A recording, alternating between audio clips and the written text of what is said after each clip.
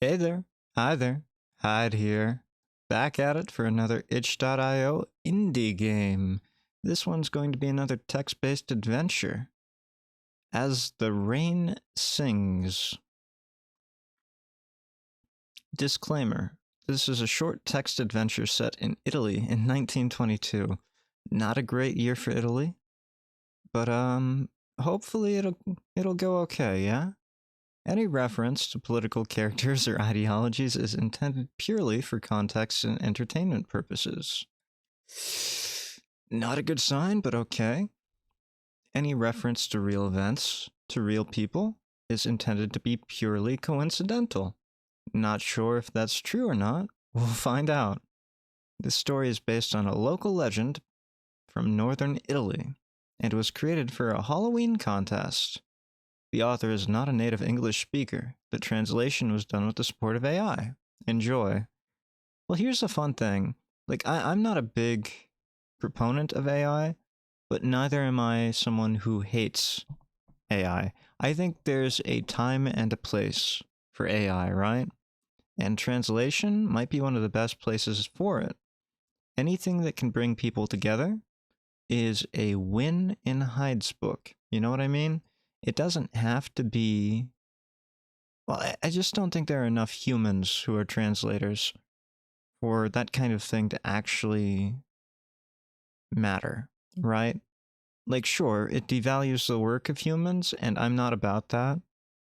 Humans should be paid for the quality and the content of their work, but if there aren't enough humans to do the work that we need, if the supply is too low for the demand, then I guess AI is kind of the best alternative that we have, especially at the current juncture, in current times, you know? Choose the name of the main character and press enter. Oh, he has a lovely mustache. I used to have a haircut surprisingly similar to this, like the side part, and mine used to be on the other side. But yeah, in fact, my model currently has a haircut quite similar to that. We're going to go with a stereotypically Italian name, of course, and we're going to call ourselves DiGiorno. DiGiorno. Yes, just like that. Continue. Oop. As the rain sings, continue. You are familiar with the clanking of the old bus. You are almost at your destination. It makes a peculiar noise as it comes around the last usual bend. The brakes whistle impatiently. The engine takes a wide breath. And everyone in the place dances. As they do in Italy, of course. Everyone dances whenever. The window squeals softly, and you open your eyes. The trip from Torino to home was long and tedious, as always. Sometimes you still wonder why you never made up your mind to move to the city. But then you look at your creased suspenders, your shirt rolled up and yellowed at the neck, and the little tear you hide in your breeches. There's not a penny in those breeches. You wave to Inordi, the driver. He nods at you with his usual raised eyebrow. The other is perpetually burned by matches. He's never without a cigarette, that old man. He must have good pay. You descend the iron ladders and land in the gravel with weary steps. You don't even look around. You know you are alone. The bus makes a slight detour at Monfalco only when necessary, and since you are there, to the palpable displeasure of the other commuters, it is always necessary. When the vehicle is pulled away after an ungraceful U-turn, there remains the silence of a town bathed in sunset. The October chill has eliminated all chirping. Only the wind in the ancient trees makes itself heard, lashing the leaves in erratic blows. One brave cricket, God, I hate crickets, seems to resist the autumn, and decides to let you know, God, I hate crickets. You can't stand insects, especially those that revel in the off-season. Continue. Bus stop. The asphalt, old and black, breaks against the uncultivated grass. Only a few meters have been filled with gravel, as if to form a small square, and the only stone bench probably dates back to the... Oh my... This is gonna be bad, right? Okay? Like, I don't really know French. I don't know Italian. I really should know at least a little Italian, but I don't. And the only stone bench probably dates back to the Royaume d'Italie. Who knows, you think? Perhaps Napoleon himself had rested his butt on it, waiting for the bus. Probably not, considering there weren't any buses in Napoleon's era. Not far away, the clock, from its 10-foot height, shows off iron baroques that now impress no one. I'd be pretty impressed. Don't be so hard on yourself, okay? And then it stands still. The mayor will have to wake up. Look around you or head to town? Look around you. Not many people usually pass by here. However, sometimes you might find some lost coin or a used handkerchief. Today is one of those days. You find 5 lyre? I guess those are coins. A few coins have been added to your inventory. Continue. We're back at the bus stop, so we'll head for town. Road near the cemetery. Already a bad sign, right? When you're heading to a cemetery? Like, I've lived next to a lot of cemeteries in my life, and, they're never really great places to be. They're very quiet. They're usually deserted. But sometimes you find some odd people hanging around them, right? The road continues straight ahead toward Monfalco. A few dozen meters ahead, you glimpse the first houses, gray from soot. On one side, among the blades of grass, stands imposingly the wall that surrounds the local cemetery. It's not super tall, but high enough to keep brats away from pulling some stunt. Yeah, that's the thing, right? Like, there weren't any fences around the cemeteries where I grew up. They were all just open, so anyone could walk through. At any time of the day, or at any time of night, they could do whatever they wanted. And sometimes they did weird things, right? I'm not gonna judge anyone who did. Like, everybody is free to explore their curiosity. But at the same time, please do not desecrate graves. Thank you. Okay. In the center is an iron gate, solid and pointed. Across the street is the old house that is used by the caretakers. Go to the cemetery. Go to the caretaker's house. Enter Monfalco. We're gonna go to the caretaker's house. The house is made entirely of stone. It looks like an old barn, and perhaps it really was. Looking at the attic reveals massive wooden beams that have seen better days, and the attic walls look like it has never been finished. A more human-sized closed door has been carved out of a large main door. A tightened latch can be glimpsed in the crack. Back on the street. So, I guess we're gonna go to the cemetery? You stop in front of the gate. You can see the cemetery in the twilight's dim light. You often observe it from your window. Inside those walls, a few gravel paths branch out, leading directly into the woods, as if offering a more interesting way out for bored souls. Stone and wooden crosses, a couple of low-cost family mausoleums, a small central altar for ceremonies. Really nothing interesting. I don't know about that, like, a central altar for ceremonies is pretty interesting. A lot of small cultures, especially like local ones, have some very interesting, I don't want to say rituals, but traditions. How about that, yeah? Enter the cemetery. The gate is closed, as expected. The opening hours have remained the same for years, ever since the old caretaker was in charge. Now he lies inside, not far away, but unfortunately he has no intention of getting up to open for you. Continue. I guess we're going to return to the street, and we're going to go to Monfalco. We're not going back to the bus stop. This is our last option. Monfalco, via Mazzini. The main street of Monfalco welcomes you as it has every day for the past few years.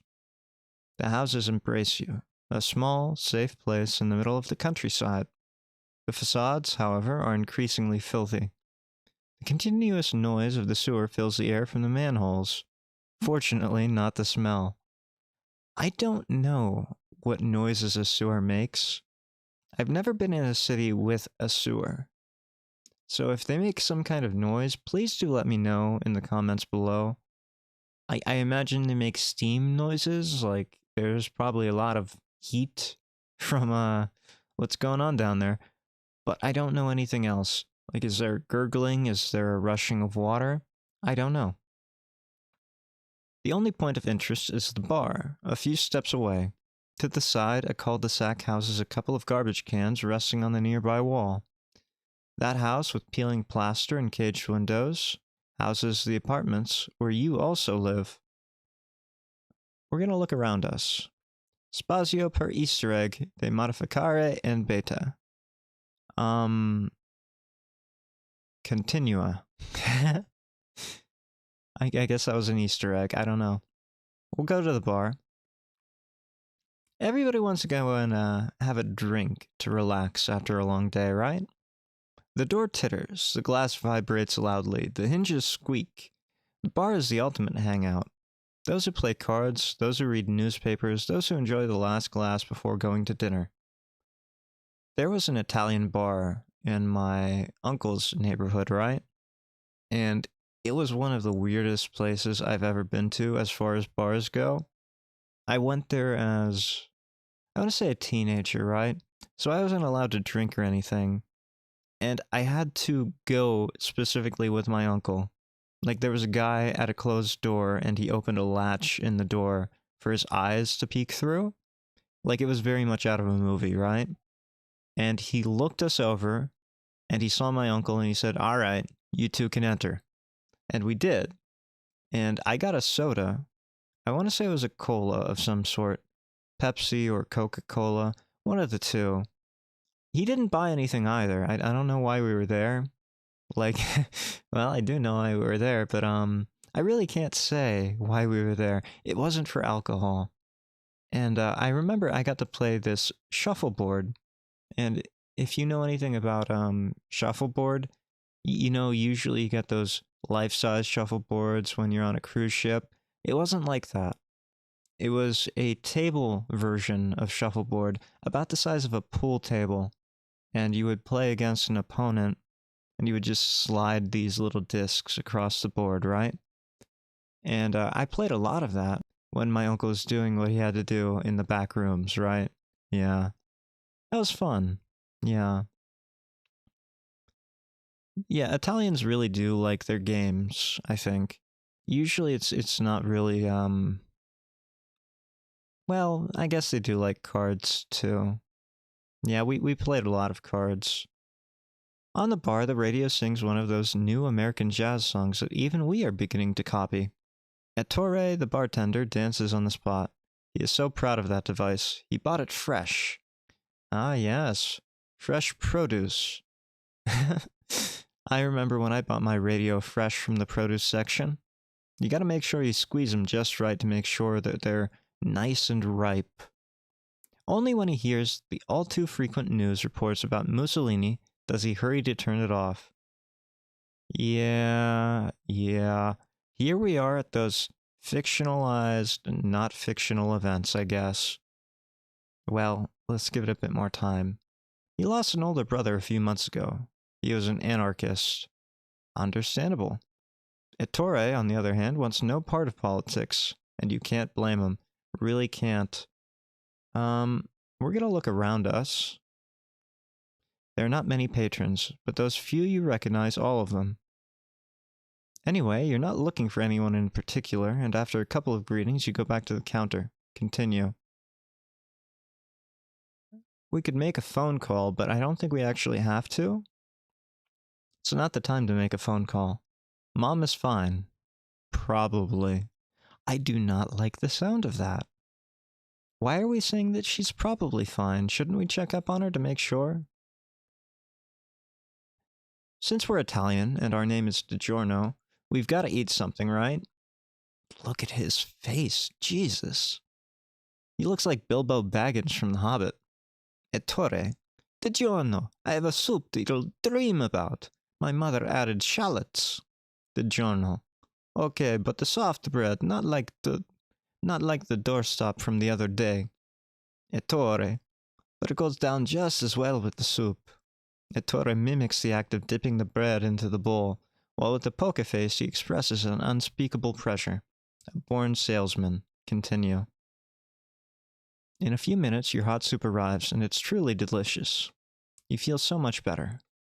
I hope so. We'll make a... No, we'll leave the bar.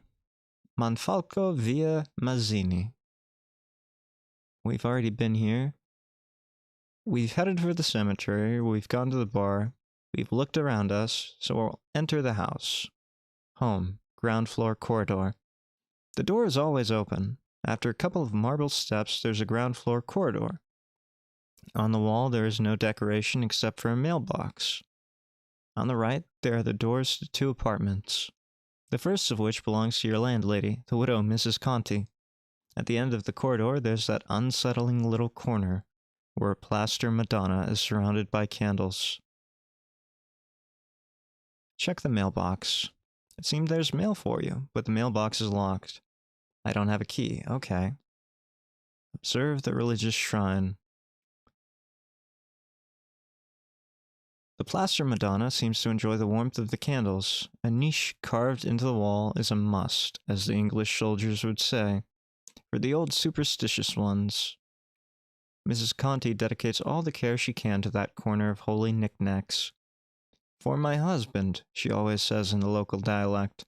Her late husband would not be pleased to know that to go upstairs his guests have to make the sign of the cross twice in his memory. He would have preferred a glass of wine.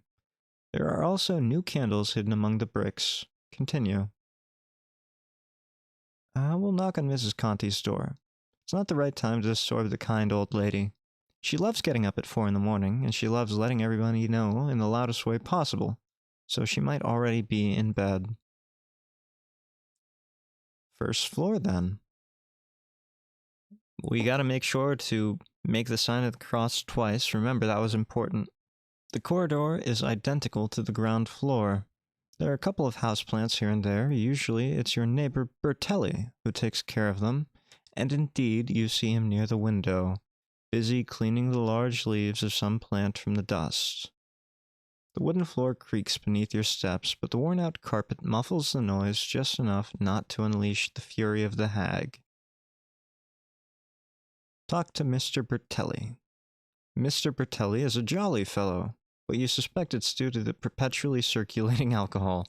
Yeah? Yeah, I've been there. Nothing like alcohol to get you nice and, jolly, as it were. His happy little eyes betray a certain mischief that you've never been able to identify. Might as well play along for a moment to appease him. He kind of looks like Flapjack from the Marvelous Misadventures of Flapjack.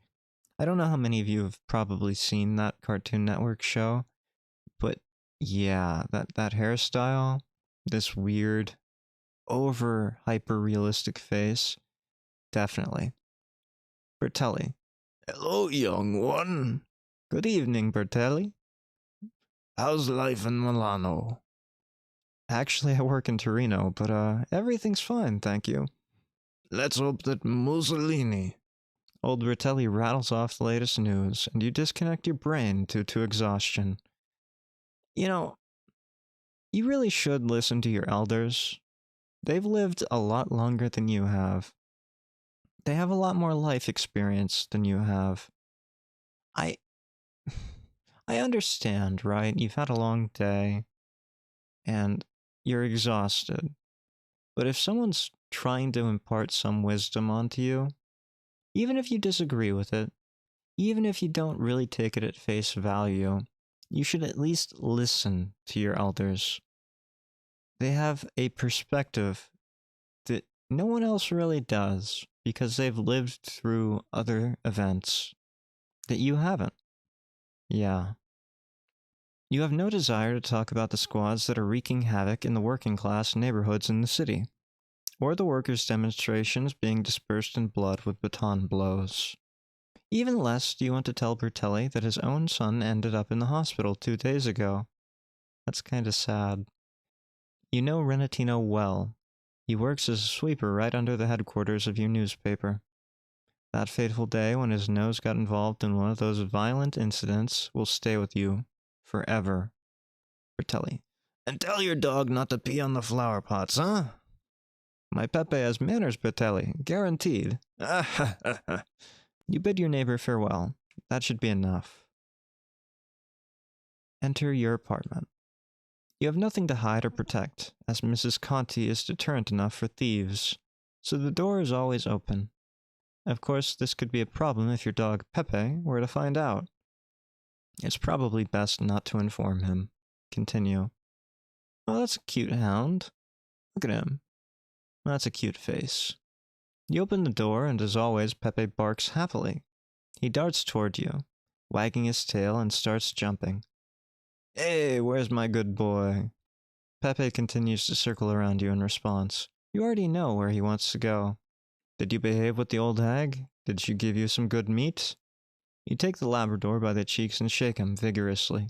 This time he just can't seem to calm down. I know you want to go out. Let me at least freshen up first. Pepe barks, launching himself at the front door. Don't you dare! Pepe dares. In the blink of an eye, he's already in the corridor stairs. He dared.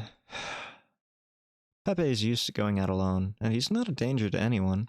He usually heads towards the outskirts of the town. Either way, it's better to retrieve him as soon as possible. Continue.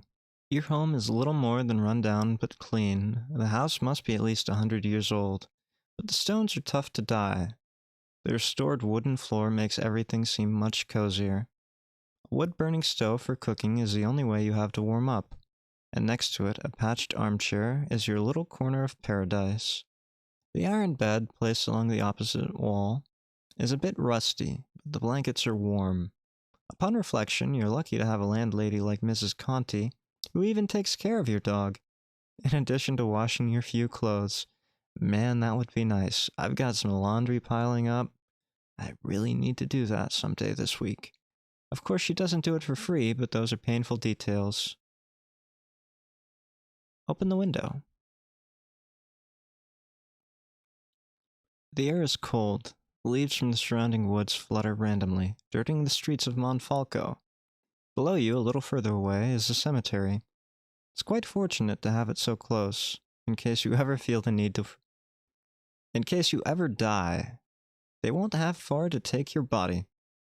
In case you ever feel the need for a walk among the flowers, or to socialize with quiet and understanding people. That's too deep for Hyde. About 6 feet too deep. It's not exactly a sea view. There he is, the furry rascal. He slipped between the graves again. And even on the feminine side, the connoisseur. Oh great, we're gonna end up meeting a banshee, aren't we? Hyde does not like banshees, you know? Let's sit at the desk. Your small desk, kindly provided by the landlady. Open the first drawer. Here you keep a pen to which you are attached. You don't use it, it's empty, but it reminds you of the first day you showed up in the newsroom. La Hebdomadario? La Hebdomadario, a scandalous rag you turn to for a lack of other ideas after several unsuccessful attempts. Truth be told, it was a weekly insert, born from a rib of the Gazzettino di Torino. Then, the director, Mr. Cesena, decided to go it alone and told his superiors to go to hell. Cesena is a strange guy, and that day he had taken one too many drinks. You hadn't even started talking, and the ink from the damned pen started staining the pocket of your shirt. Cesena laughed heartily. He asked if you happened to be a satirical cartoonist, and he took you on board. It was only the next day that he realized you were a serious writer, and only a week later did he ask for your name. That pen is still here, with its little bundle of memories and the signed contract. Open the second drawer. As you hoped, behind some papers you find more tobacco. In a few moves, you already rolled a cigarette. You're trying to cut down on smoking, but it's never easy when no one is forcing you. Oh, that is painfully relatable. The more tobacco I have in my own house, the more often I smoke. So I try to keep as little on hand as possible, right? I completely understand what this guy's going through. Yeah, make sure you don't have much tobacco. Cigarette has been added to your inventory. Continue. Leave it. Sit down in the armchair. It's not time to relax, unfortunately. Go to the bathroom. The bathroom is small. There's nothing interesting, just like in all bathrooms. I think there's some pretty interesting things in bathrooms, like, say the porcelain throne, of course. Medicine cabinets, you can always rifle through those, right? Every morning, that mirror reflects a pale face, a bit gaunt, which looks 30, even though it's only 23. The pain in my soul. Despite stubbornly shaving every day, to appear younger. You're not shaving that mustache very well, are you? Sometimes the mirror teases that young man, especially for the little mustache he insists on keeping, thinking it's trendy in the city. Inspect the laundry basket. A revelation! The pants. You picked up the mail just 2 days ago, and you were wearing those pants. In a pocket, you find the mail key. Great, we needed that. Freshen up. A splash of water on the face always feels good. Clears the mind. Sometimes. Sometimes. Always. Sometimes. Always. Not very much a fan of that. But you know what? English isn't his first language, so we'll accept it. Leave the bathroom.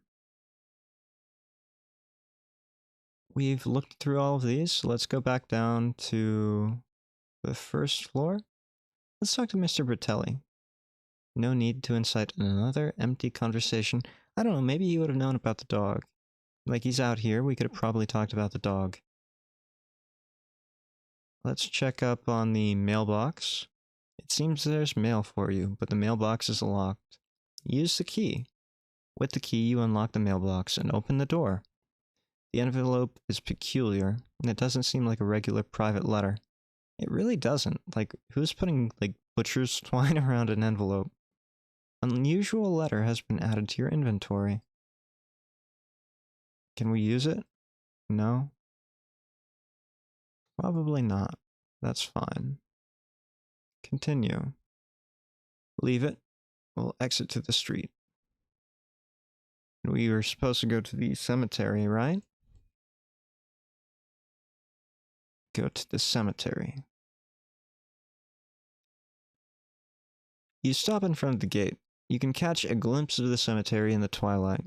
And there, in the distance, Pepe is happily hopping among the graves, playing with something, probably a twig, maybe a femur.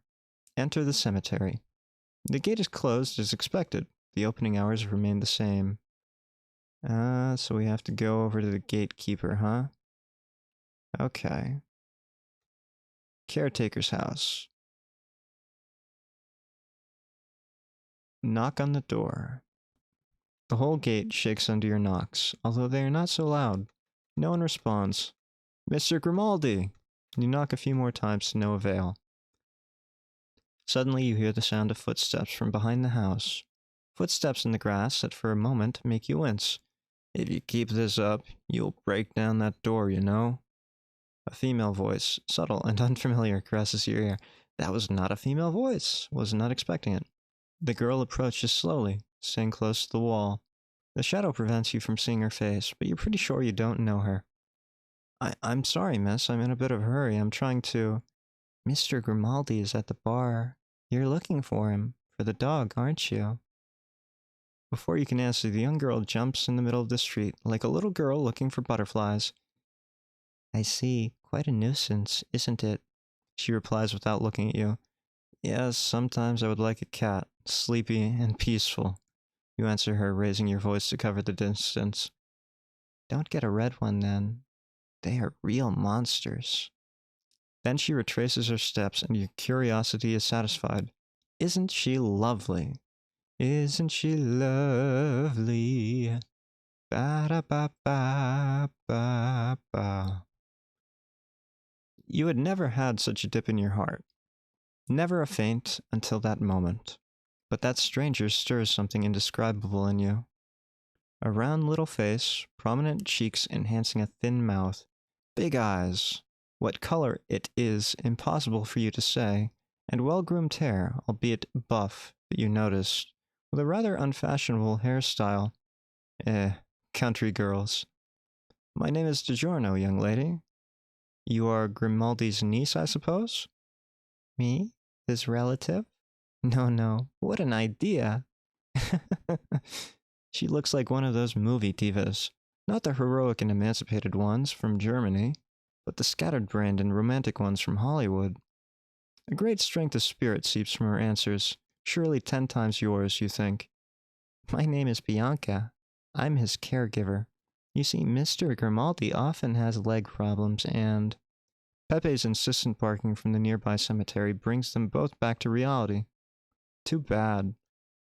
They were pleasantries, but you were enjoying them. You'd better go get your friend. Find Grimaldi at the bar. We'll chat later. You nod. I'd rather not see this demoness, please. I already know where this is going. She's a demon, some kind of spirit. I don't want to see you again. I'm not coming back until daytime. Thank you, Bianca. You're welcome. I'll wait for you here. I'll wait for you here. Don't be ridiculous. It's starting to get cold, and you don't even have a coat. Bianca spins around, feigning offense. At least that's what you think. You're not very knowledgeable about female psychology. Self-burn. Oh, you want to deprive me of this coquetry? Don't you care to see me again? Temptress. This succubus. DiGiorno, get out of the cemetery immediately. I didn't mean that. Of course I will gladly see you again. I was just kidding. You're so funny, DiGiorno. I don't want this anymore. And not to spoil things further, you smile uncertainly, give her a quick bow with your head, and head for the bar. She's still giggling, the diva. Back on the street.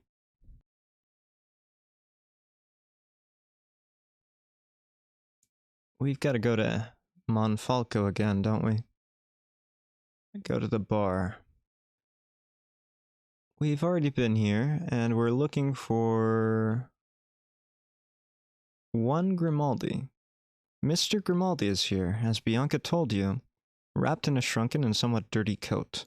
The cap on his forehead, he is warming himself with what, by the smell, looks like a good tangerine punch. That dude looks grizzled and badass. I would not be surprised to see him in an old Italian western. Yeah, you do not mess with this guy.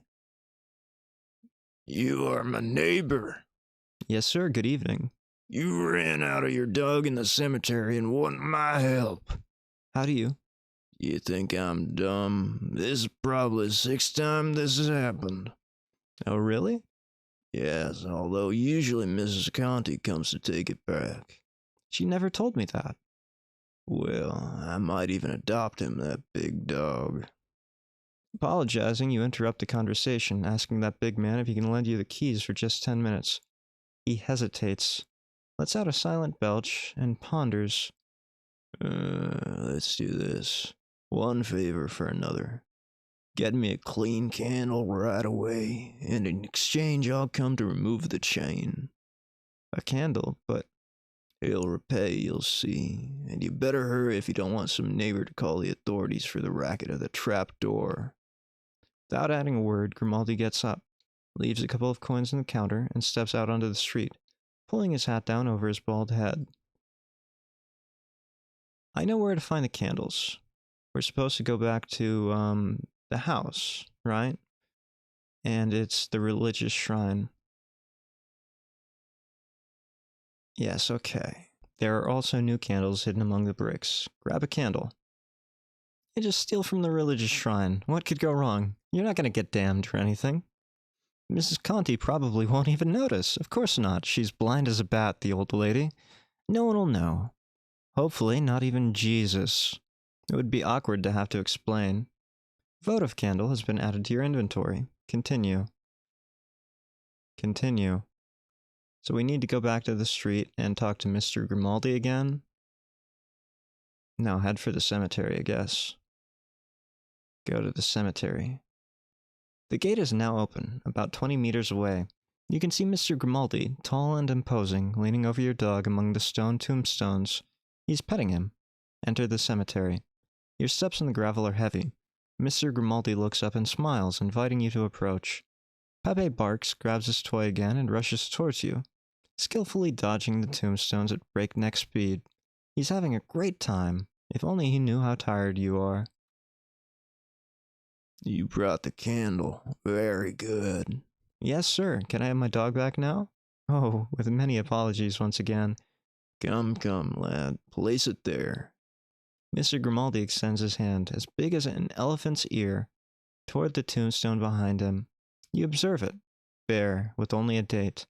October 25th, 1921. Exactly 1 year ago. Is the candle for this person? Bianca? Well, you're a sharp one. Revealing rather sharp teeth.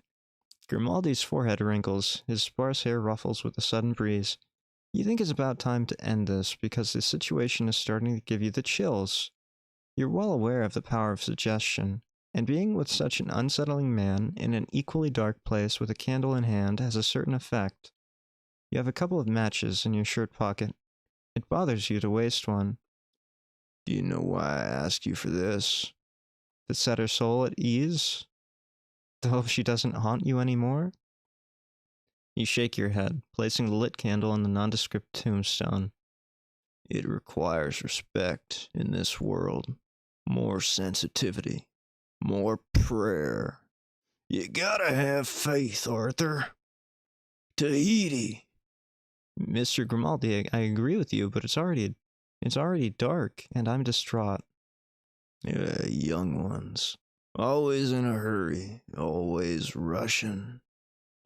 Mr. Grimaldi, I'm Italian, not Russian. Mr. Grimaldi shakes his hand in a farewell gesture and reveals his crooked teeth. The wide-brimmed hat flutters almost as if it has a life of its own. Truly a bizarre sight. Well, maybe his hat's a bird. Off you go, kid, before I make you recite the De Profundis. You run away, calling Pepe, and grabbing him by the scruff. A couple of slaps on the butt won't hurt. At home. Then you notice the branch he's chewing on with such determination, and decide to use it as bait. You pull it out of his mouth, and Pepe sticks to you like a dog. Once at the gate, you turn around. Grimaldi is gone. Another shiver runs down your spine, and you quicken your pace. What the hell is happening? You're certainly not forgetting about Bianca. However, the lovely waitress has vanished into thin air. I don't know if we ever confirmed that she was a waitress. Like, where did that come from? I thought she was a caretaker, or a caregiver, or something. The lovely waitress has vanished into thin air. You search for her with your eyes at every step, scanning every corner. Then you scold yourself for this behavior, as if you were a little boy. You head towards home, casting a final glance at the cemetery, and the caretaker's house. Nothing. No one. Graveyard silence. Quite literally, given the bizarre adventure you've just experienced. You re-enter the apartment, nod at the small Madonna, hoping for forgiveness, and finally toss a stick into the apartment, allowing Pepe to rush inside, swift as lightning. Finally home. Free. Safe. You hope. We've already read that. Sit in the armchair. If no one has anything else against it, you decide it's time to relax a bit. Fortunately, you don't have to work tomorrow. You think about the last little things before sinking into the armchair. You have the letter. Your cigarette is ready. Your stomach is full. Or almost. You collapse onto the armchair with a heavy sigh. You haven't even lit the fire. It doesn't matter. In a swift motion, you extract the rolled cigarette and match from your pocket, and enjoy the first puffs while opening the envelope. Oh great, a cult sent us a recruitment letter. I guess we're gonna drink the Kool-Aid. Only now do you notice a strange stamp. You don't recognize it, but it looks formal, like those from the government offices. It had nothing to do with those nice homemade seals with wax from your literary colleagues. At least those who still love to bask in their 19th century intellectualism that, as far as you're concerned, is dead and stale. Speaking of dead, you just got a letter from a dead lady. The letter contains an invitation to a dance soiree in Torino for tomorrow. For a moment, you think it's a joke. In truth, you won't stop thinking that. Yet here it is, stiff paper, short, aseptic, noble words, almost pompous, and your name in bold. The invitation to the Salotto della Contessa Claretta Chiasini Montalieri. Montalieri. Sure, why not? That's exactly how I feel about that name. The invitation to the Salotto della Contessa Claretta Chiasini Montalieri. Sure, why not? You decide it's enough. Your eyes close. The last puff of the cigarette hits your head. A pat on Pepe, and you collapse onto the bed. The springs creak heavily. As for Miss Bianca, you'll look for her tomorrow. That certain something of hers has captivated you, and in the end, you decide there's nothing wrong with rocking yourself to sleep with thoughts of her. I do hope that just means you're gonna fall asleep. Please do not be a creepy old man. Even if you are young. You wake up at dawn. You're in shape, as usual. Those dark circles will never go away, just like the sarcasm. This guy's a man after my own heart. Before you can say a word, your gaze focuses on something on your legs. It's a bone, a femur, or something like that. I called it. Thanks, Pepe. You just cursed us. Horrified, you kick it away, and Pepe jumps on it, catching it in midair. This dog should participate in competitions. How that bone got there is easy to explain. You brought it in last night, just to bring the dog home. Dazed as you were from fatigue and confused by the eccentricity of old Grimaldi, you didn't realize until now that you were holding a femur, not a piece of wood. After a few moments, your heartbeat returns to normal, and you regain your sanity. You grab that disgusting thing and open the window facing the cemetery. Once you make sure no one is watching, you throw it as far as possible into the graveyard. And you just curse yourself doubly so. Not only did you steal a femur from a graveyard, you threw it out of your, second-story window, first-story window, into a graveyard. You are doubly cursed. You're going to be haunted for the rest of your life. While washing your hands at the kitchen sink, Pepe reproaches you with a whimper. Don't even try it. You rub your hands on your pants. Enough with this story, and Pepe will have to come to terms with it. Anyway, you think that. The night has brought advice. An invitation to a high society ball. Provided it's not a fake, is undoubtedly Susena's doing. Your editor-in-chief. He's the only person you know capable of teasing you in this way. It's not the first time he gets you into trouble without telling you anything. For personal purposes. Since you'd bet your life on it, you've decided to give him a call. But first, you sit at your desk because it's a good habit to write a page a day. That's always good advice when you're trying to write something. Try and write at least a page a day. It can be more than that, it could be less, but as long as you're trying for a page a day, it'll usually average out. Yeah. Every time you want to keep track of your commitments, you know you have to go back to your little desk and take a look at your notes. More than once, it has saved you from awkward situations you might have encountered if you had relied solely on your memory. Hyde has the memory of a goldfish. He very much understands that keeping notes is essential to doing anything you need to do in life. In fact, if you have notes, you're a step ahead of pretty much everyone else. They're relying on memories, and memories are faulty. You, if you have notes, well, they're still faulty, but they're less faulty, right? Even this morning, as you get dressed, you start to gather your thoughts. Your small desk, kindly provided by the landlady. In your notes, you read, call Susena. Susena. What did I ever do? Leave it. Okay.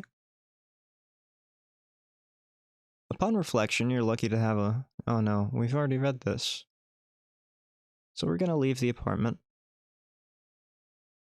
Go down to the ground floor.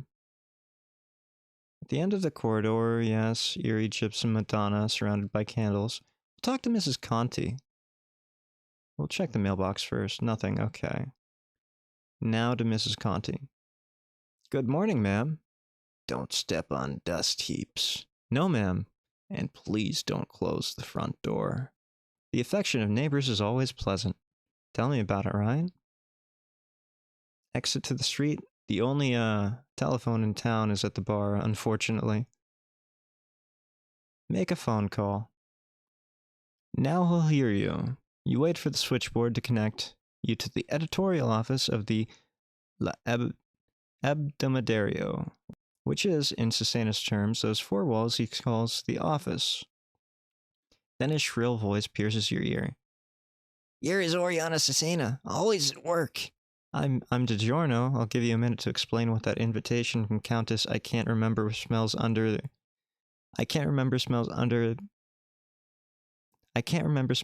nose what's his name means, because I know it's your doing. Contessa Claretta Chiasini Montalieri, Italy's forbidden dream of gigolos. Holy shit, my friend, I can't hide anything from you. I'm more of a bloodhound than my dog. So what kind of trouble are you sending me into? Alright, listen to this, Truffle Dog.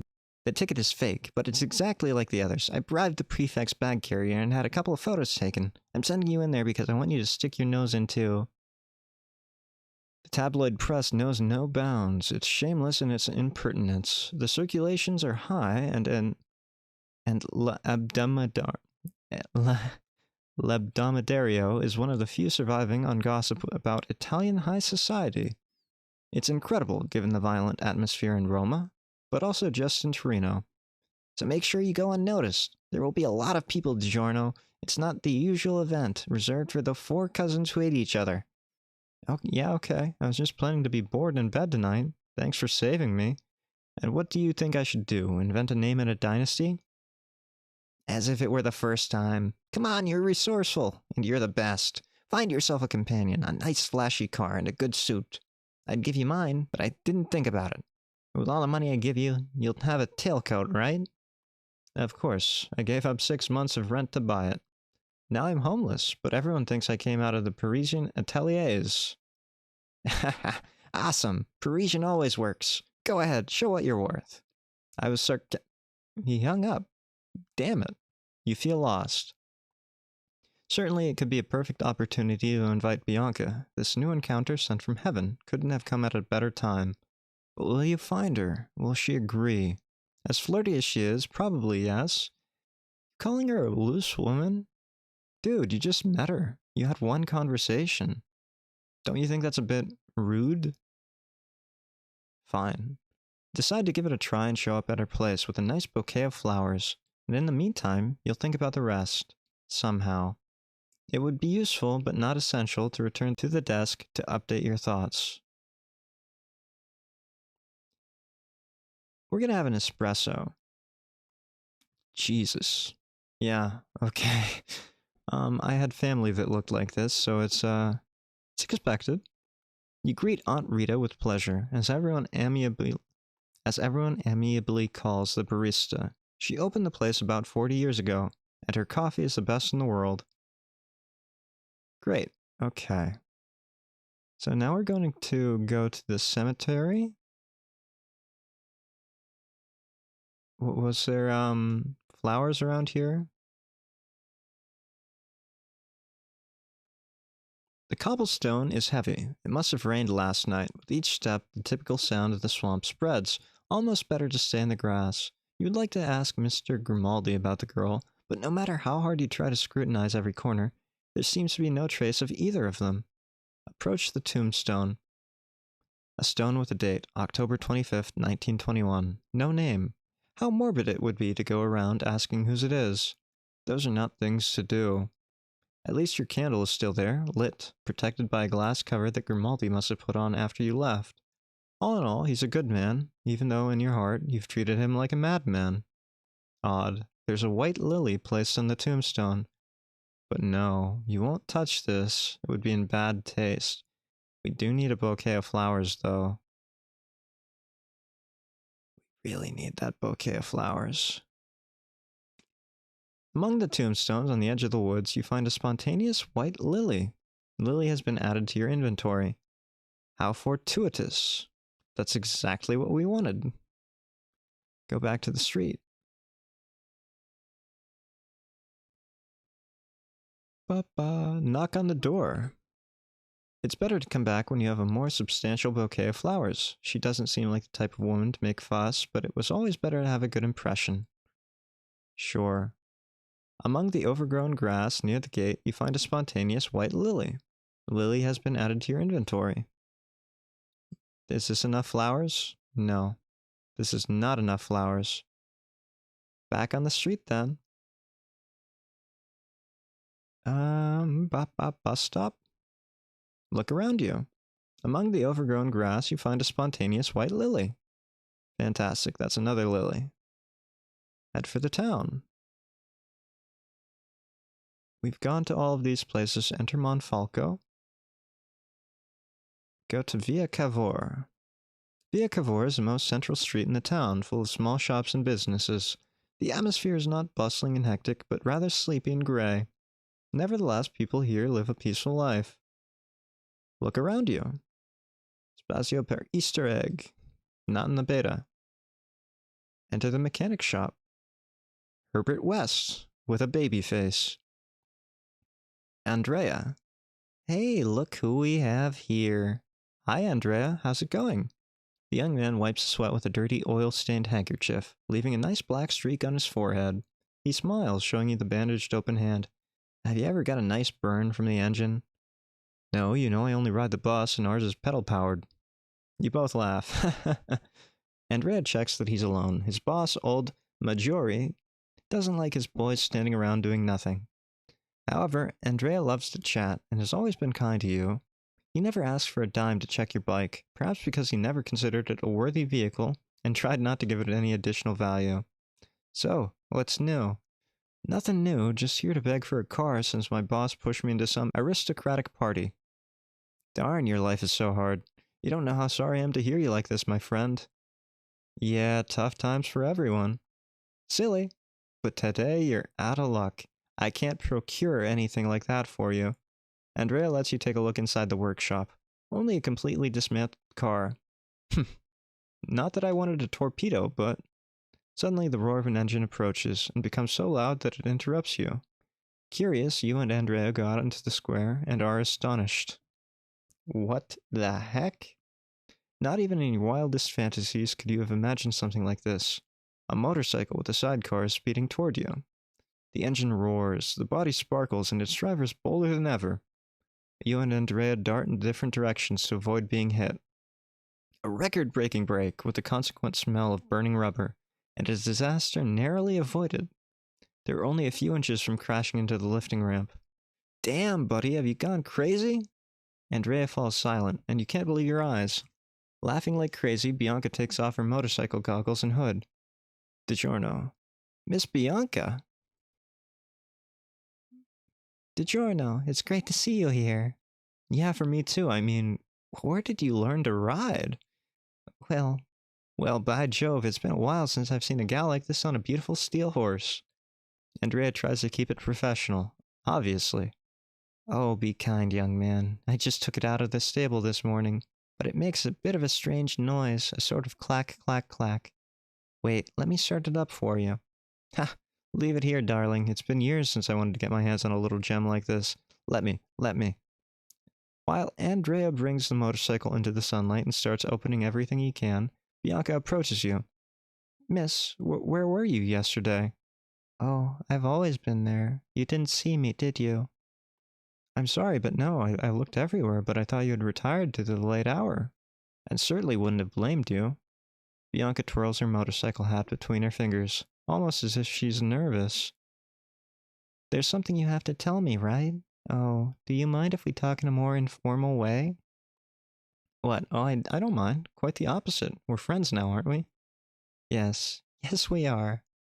Bianca jumps in place, her eyes getting bigger and bigger, and she kisses you on the cheek, quick as a cobra. After keeping your heart in check, which was starting to jump a little too much, you decide to spill the beans and tell Bianca about the ball. Hey lady, I got invited to a ball. It's some highfalutin high society thing, and since you're dead and all, maybe you'd like to go with me. You know, you won't get cold feet. Oh wait, your feet are already cold. Ambient temperature. Your job must be fun. A blast, but you see, it seems so silly to ask you to. I accept. Silence reigns between you for a moment. What? I accept, silly. Do I have to pretend to be your wife? Do I have to dress up? Just invite me. What are you waiting for? If there's something you like about it, it's her pure naive. Oh, I don't know how to feel about that. If there's something you like about her, it's her pure naivety. 1920s, Hyde. 1920s.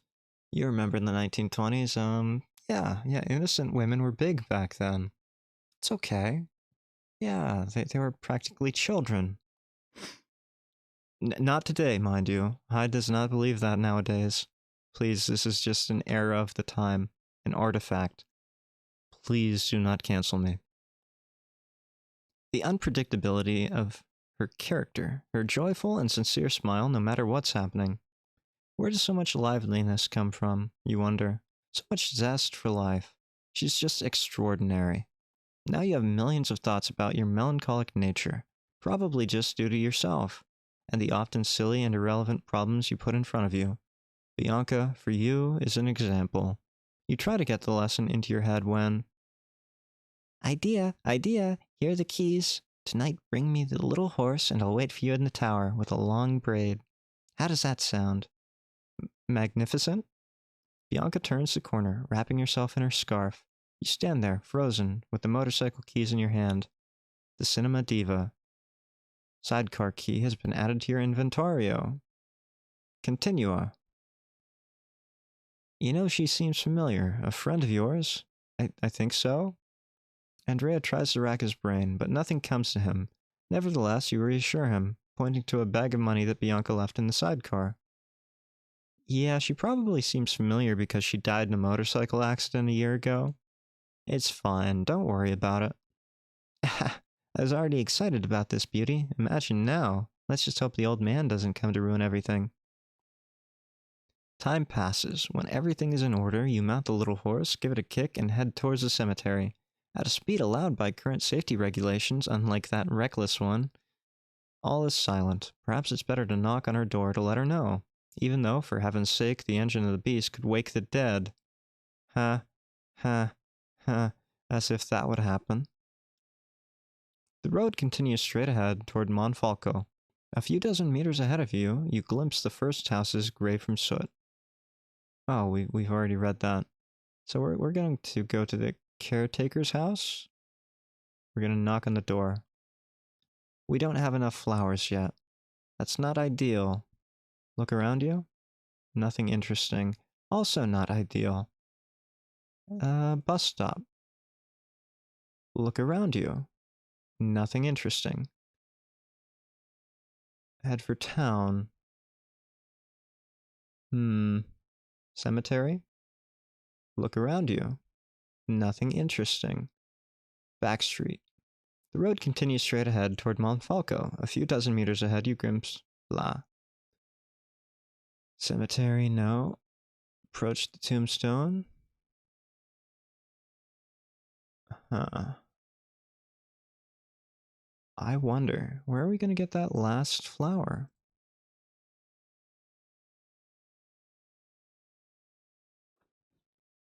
Back to the street. There's nothing in the cemetery. There's nothing in the caretaker's house. To the bar, maybe? At this hour, there's only Mr. Batelli with a glass of white wine, the perfect breakfast to digest the newspaper. You slip away without being seen. Good, good. Leave the bar. Enter the house? Are there flowers in the house? Nothing? Mrs. Conti? You seem pensive. Did you have breakfast? You seem pensive. Did you have breakfast? I'm always pensive. How are you? Running late. I've set aside some leftovers for your little dog. I'll leave them outside your door tonight. Thank you, and tell me, ma'am. Not about the rent, is it? What? No, I was wondering, can you tell me where I can find a tailcoat, even secondhand? Mrs. Conti lowers her aquiline nose and eyes you up. For you, a tailcoat? Oh, don't be mean, it would suit me. Well, I don't care, and I don't know. Okay, I'm sorry to have bothered you. As you go to say goodbye, the hag calls you back without looking at you. What do you need a tailcoat for? Well, I've got to go dancing. I have to go to a dancing evening. How lovely. They still have costume parties. Her obvious interest as a gossip is subtly hidden under her contemptuous tone. But you have learned to know her, and suddenly you have a revelation. You must have attended many balls, haven't you? The lady gets annoyed. Perhaps you've pierced her with the lance of dormant memories. Very well. Come with me. She opens the door to her apartment, kicks away a couple of cats that came to investigate, and gestures for you to follow as she puts the broom in the umbrella stand. Go ahead. It's like entering the witch's lair. The lair is a bit like the Grimm's marzipan house. The walls are stuffed with cuckoo clocks, mirrors, shelves full of jewelry boxes, wicker baskets, Prussian ceramic vases, hand-painted saucers, glass, and the wooden knickknacks, even a Fabergé, undoubtedly fake. You never know. You can find Fabergé in some of the strangest places. The floor is a succession of floral tiles, terribly quiche. The scent is the typical one that permeates the homes of the elderly. Mung beans. The atmosphere is warm and barely bearable. You know that Mrs. Conti is well off, and that's why you had a revelation. Her deceased husband was a big shot in the Royal Army, and must have left his skin in Abyssinia. Ettore had told you everything. You would never have thought you'd have to bring out certain memories you thought were useless. Here. Mrs. Conti, quick as lightning, comes out of her room with a clean and ironed tailcoat, leaving you stunned. Try it on. It was my husband's. You stammer a weak thank you, and terrified by the monotonous and stern expression of the landlady, put on the tailcoat. Well, the 22 mirrors in the entrance all agree that you look quite dashing. Bring it back to me the morning after. I don't know how to thank you. I'm moved. Mrs. Conti gestures for you to be quiet and pushes you out of the house. You're sure you saw a couple of tears welling up in her icy eyes. Somehow you must have reminded her of things you're not supposed to know. That's actually very sad. Then, like a cold shower. Well, the last time he wore it, he was in the coffin. I couldn't bury him with it. It's so beautiful. After 2 days, I took it off. Who knows, maybe someday I'll have to pawn it. You'll never know in these times. Yeah, okay. That would definitely be like a cold shower on any kind of sentimental thought we had there. You step away, trying to erase what you just heard forever. But it's difficult when you have the metaphorical equivalent of 2 ice cubes down your collar, and you're wearing a dead man's suit. A suit worn by a dead man, nonetheless. A harbinger of certain death if you were superstitious. We're gonna die tonight, aren't we?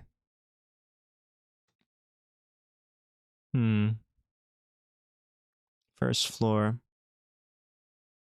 Examine the plants. Among Bertelli's plants you find a white lily. It's for a good cause, go for it. Yes, good, good, good. Is there anything in our house? Play with Pepe. You spend some time with Pepe, who is always more energetic than you are. However, one of his barks is more than enough to wake you up completely in case you are still groggy. Sit at the desk. Call Cesena. Done. Find a decent vehicle. Done. Get a tailcoat. Done. Bouquet of flowers for Bianca. 4 out of 5. Anything in the drawer? Nothing but the pen. Second drawer? Trash can for the house yet. You don't find anything interesting, just some used papers that you keep because you haven't bought a trash can, because you're some kind of slob. Bathroom. The bathroom is small, there's nothing interesting, just like in all bathrooms. Freshen up, clears the mind. Okay. Open the window.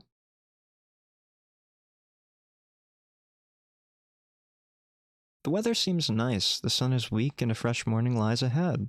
The village is as quiet as ever. The cemetery, viewed from above, has a certain charm. You've never really taken the time to observe the graves before, but after last night you can't help but scan the tombstones, searching for the nameless one. You find it with some difficulty, as there's a tree in the way, but you're sure you've spotted it. Your gaze then falls on the nearby caretaker's house. You wonder if Bianca is still at Grimaldi's place, and if you'll get to see her again someday. You strain your ears, but 30 meters are enough to mask any sounds of a ladle or voices, if there are any. That's gotta be a saying. A ladle.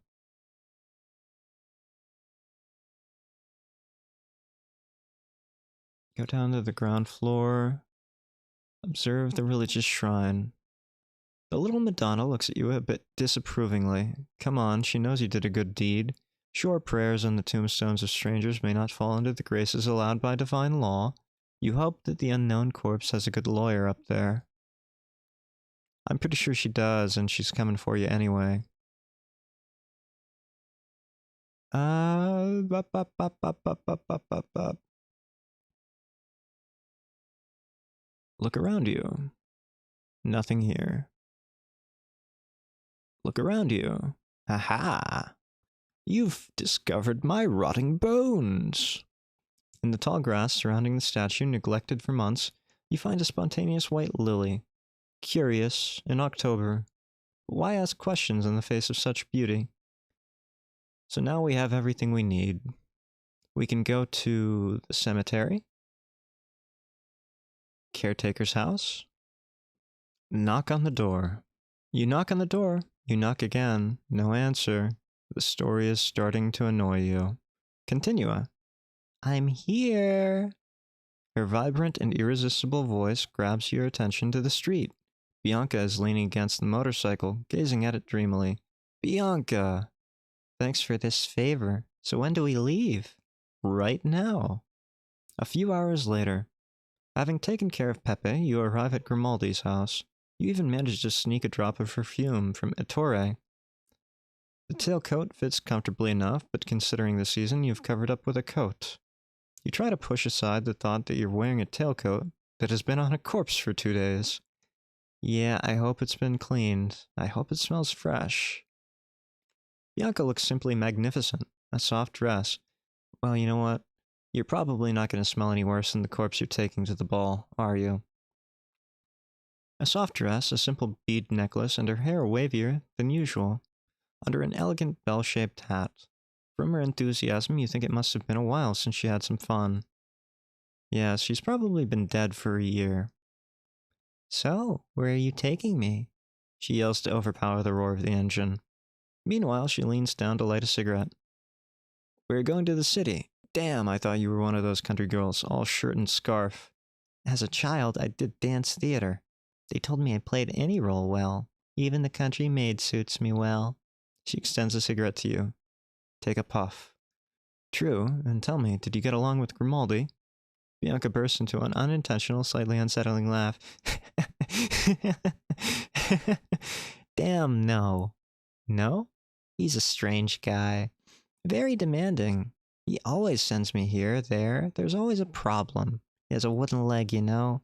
We have to clean his stump every night. That stubborn head insists on walking on its own, and the shoelaces ruin his skin. That's a good one.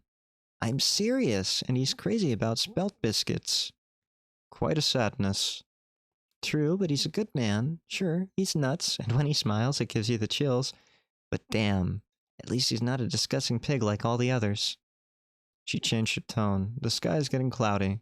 You accelerate. You should arrive in about 10 minutes. The twilight air is starting to get cold. The world is full of pigs, I suppose. You have no idea. You're not one of them. Right? Bianca extinguishes a cigarette on the glass and tosses it into the wind. No, I'm a journalist. I only see women through a camera lens. Look, but don't touch. A nice contract, isn't it? But sorry, I shouldn't say these things to you. I actually like honesty. I can see that. Apparently I'm becoming more shameless just by being around you. Hey! She hits you with her purse. A purse? Well, it looks like a sack of feathers. You wouldn't be surprised to find it hanging from a shaman's staff. You believe she was a demure country girl. Maybe she's an old witch. Either a corpse or an old witch, maybe a demon. The Contessa's palace is crowded with people. You park the motorcycle closer to the road to avoid attracting too much attention. You help Bianca out, adjusting your dress. Okay, you said you can act. I'm Mrs. Marchisio. Nice to meet you. Oh, no, he's my husband, right? May God be with us. You head towards the entrance. Bianca clings to your arm. She's elegant, fragrant, and beautiful. When she's silent, she seems like an angel. When she's talking, she seems like a demon straight out of her grave. It starts drizzling. This is not what you needed. Hoping it will pass soon, you notice people around you starting to quicken their pace, navigating through luxury cars and magnificent grass sculptures. The engine roars. You stay silent, racing through the trees of the neighborhood. The rain becomes more insistent, and the leather pilot's hat she lent you, or her elegant bell-shaped headdress are of little use. You're going to crash into a tree. Bianca keeps her eyes wide open ahead, searching for words. Tell me again how we got kicked out. Tomorrow I'll have to explain it to my paycheck. I'm Mrs. Marchisio. Nice to meet you. Oh no, you're my husband. It's not funny anymore. Oh yes it is. Bianca tries to downplay it with a little conviction. She's not really trying. Her tone is flat and appalled.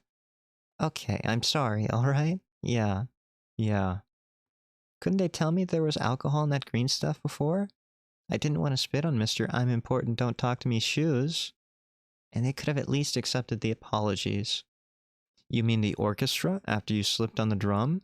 It's already a mercy that you don't have a scratch. Bianca pouts. And then I didn't know that fountain was full of rainbow pineapple parrotfish from Polynesia at 25,000 lyre each. She complains, moving her fingers as if imitating quotation marks. Fine, I'll let out 5 or 6, but then they took them back. Dead. Of course, they slipped like eels. If they'd stay still and good, they would have saved them. At least they'll have a barbecue for 1,000,000 lyre. Good for them. Ungrateful. Good heavens. And thanks for pulling me out of the fountain anyway. I'm still wet. She comments sarcastically. I was far away, and by the way, I saw that you weren't short of disgusting pigs around, and they were good nights for once. Bianca makes a loud raspberry and huddles into your coat. She's really soaked and will probably catch a cold, and to make matters worse, it's raining harder. Anyway, it's your boss's fault. That fake invitation melted right away in the water. What kind of paper did he use? You sigh. You turn off the engine. The rain is becoming torrential, and the streets are dangerous.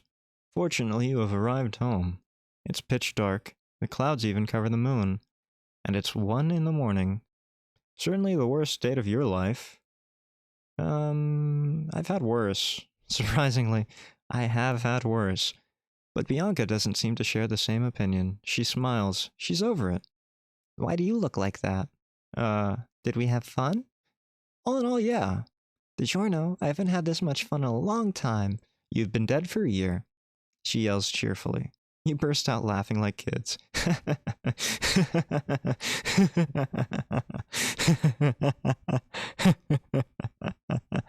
And Bianca hugs you around the neck, planting a proper kiss on you. Probably tomorrow you'll have to come back here to look for your heart, because it jumped out of your throat.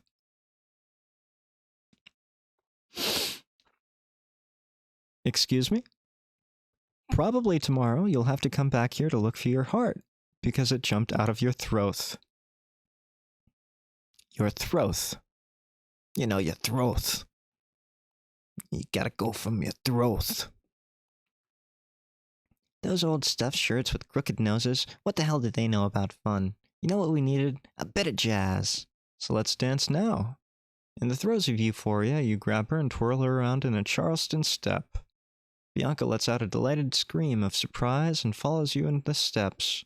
Can you hear how the rain sings? The next day, you wake up, still in your damp clothes. You cough. Driving in the rain for an hour without a coat will kill you soon. Probably, yeah. Of course, you couldn't let Bianca freeze. She was dead already. You covered her immediately before leaving, and she had weakly thanked you, still in shock for everything she had managed to do. The dead are pretty clumsy, you know, they get the rigor mortis, their muscles don't move well. But the coat was also your excuse to see her again. Maybe you don't need an excuse. Can you say that you fell in love? Maybe, yes. Maybe, not. It's never a simple thing. You're not completely inexperienced, and you know you have to be very careful with feelings. At the Le Abdomidario, you wrote so many love stories gone wrong that you become accustomed to it.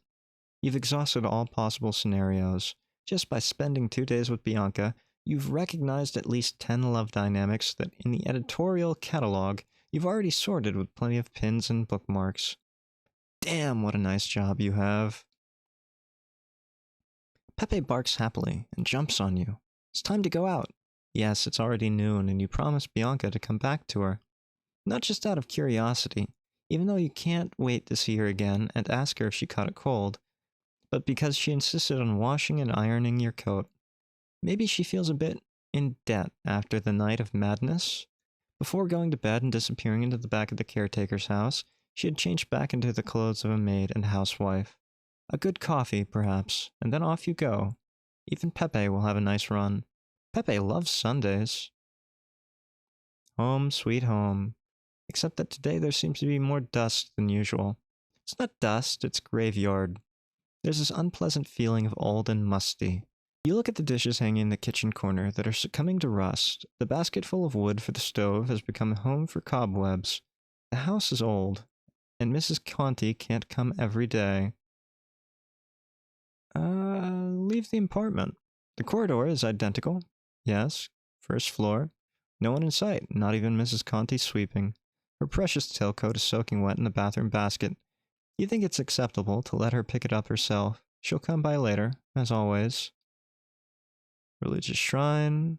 The little Madonna observes you with compassion. There's something in her pupilless gaze that leaves you perplexed. We've already been taken. Look, DiGiorno, it's not delivery, but you're going to be delivered straight to hell. Mailbox? It seems to be just an advertising flyer. You read it quickly. Amaro RPG 2S, the classic brand of vermouth since 1835. Nothing like Amaro. Let's go have our coffee. The main street of Monfalco. The continuous noise of the sewer fills the air from the manholes. Fortunately, not the smell. This morning is strangely deserted. Go to the bar. No espresso. The bar is closed today. No espresso? Really? Do I have to go home? First floor, enter your apartment. Sit at the desk. Retrieve the coat from Bianca. I guess we're not having an espresso today. Leave the apartment. Go down to the ground floor. Exit to the street. Go to the cemetery. You walk slowly towards Grimaldi's house. Pepe trots ahead of you. The motorcycle is gone. A bad sign. Yeah, we'll go. The entire gate shakes under your blows, although they're not very strong. No one answers. Bianca, it's DiGiorno. It's not delivery. You knock again. Bianca, it's DiGiorno. It's not delivery. Bianca, it's DiGiorno. It's not delivery. You knock again. You've knocked on this gate more times than the last 6 postmen who've covered this area. Oh, for heaven's sake, it's starting to get ridiculous. The perpetually empty house echoes. You feel like you hear a distant voice. You wait just a moment and someone opens the door. Someone you've never seen before. Old man. Who are you? What do you want? A man in his 60s looks at you. A man in his 60s looks at you with a confused expression. Unkempt beard, a pungent smell of wine, 2 clear and sad eyes. Excuse me, I'm looking for Bianca, the waitress. But who are you? The man takes an incredulous and furious expression. I apologize, I came to get my coat. Bianca is dead. She died last year. Stop coming to look for her, you students. I've already said I don't want to be disturbed. Get the hell out, you and your friends. The old man slams the door violently. You can hear him crying softly. He was clearly drunk. Pigs. All disgusting pigs. You hear him cursing. You walk away, bewildered and frightened. The man is out of his mind. Now you're furious with Bianca. Another damn prank? Pepe whines with joy and rushes towards the cemetery. Well, might as well follow. You hurry after him, but he's too fast. Yes, that dog should do competitions. Pepe stops at the nameless tombstone and nearby. Bianca, what are you doing here? Are you okay? Bianca is lying on the grass. The white dress is stained with blood on her abdomen. A gruesome sight that almost makes you faint. Her legs are spread, blood flowing from under the long, dirty skirt. I don't like this. And she smiles at you. In her hand, she holds a bunch of lilies. Yours. And brings them to her nose delicately. You're out of breath. What is this? Sorry for making you wait. Your coat is... Bianca points to the nameless tombstone. The coat is there, neatly folded and cleaned. You're dreaming. What are you? I'm sorry. You feel dizzy. Pepe growls, leaps onto the tombstone, and sniffs the surrounding ground, drawing all attention to himself. Suddenly he grabs something. Again, a bone. Maybe the same from that night? Impossible to tell. But Pepe seems to have a real obsession. He gnashes his teeth and brings that human bone to your feet, hoping to play. Now even he seems distant and unfamiliar. You shiver persistently. Pepe insists and bites the bone with more vigor. Ouch! She screams, bringing her hands to her ankles. The more this situation progresses, the more emotions leave you. Surprised, angry, very, very confused. Yet those emotions feel distant. You're becoming more apathetic. More and more calm. Without a real reason. Alright, that's enough. Grimaldi's voice makes you turn instantly. His imposing figure, the wide-brimmed hat, the crumpled coat dirty with soil, greasy gray hair, and his massive-like teeth. He extends a hand covered with a winter glove. In the other hand, you notice he holds a candle. That candle, the one from your vote. The votive. The atmosphere is unreal. You're walking in silence, in an ocean of candles of all kinds.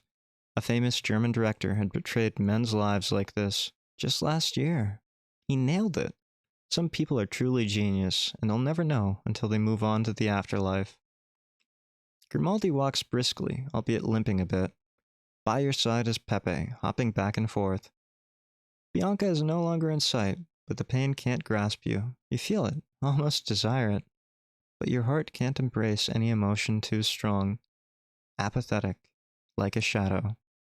Maybe over there, you think, there's a bar with plenty of alcohol to make up for this inconvenience.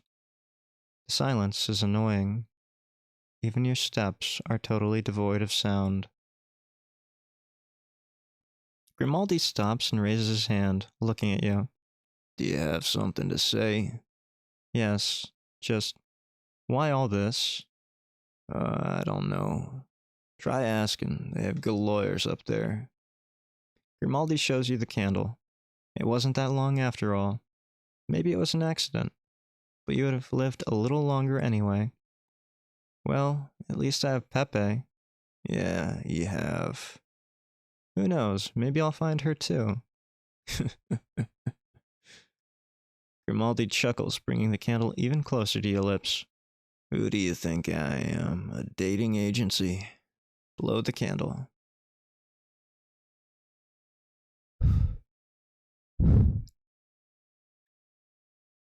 Thank you for accompanying DiGiorno on his journey. As the Rain Sings. You know what? That was an interesting little adventure. It was supposed to be much shorter than it was, but I was very happy with it. A very nice story, very touching. I'm gonna give that 3.5 cigarettes out of 5. Good game. And I'll see you next time. Hyde, out.